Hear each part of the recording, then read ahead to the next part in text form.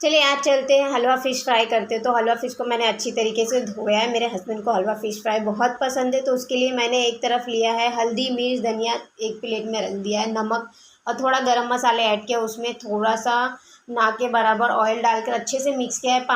पानी में अच्छे से मिक्स करने के बाद मैंने जो फ़िश धोकर रखा था उसको अच्छे से लगाया है फ़िश पे अच्छे से तीनों, मैंने ज़्यादा नहीं फ्राई कर रही, थोड़ा तीनों फ़िश के टुकड़ों को अच्छे से लगा दिया है। उसके बाद मैंने उसको 15 मिनट के रेस्ट पे रख दिया है। एक तरफ उस दूसरे प्लेट में मैंने रवा लिया है, क्योंकि रवा फ़िश फ्राई मुझे बनाना है, तो रवे में अच्छे तरीके से तीनों फ़िश के टुकड़े को मिक्स किया है।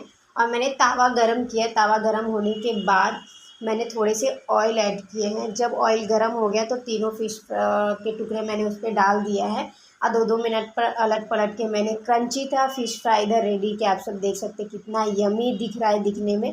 अगर आपको ये मेरा मिनी ब्लॉग पसंद आया तो लाइक, कमेंट, शेयर करना ना भूलें और सपोर्ट करना ना भूलें। बाय बाय, मिलते हैं नेक्स्ट मिनी ब्लॉग में।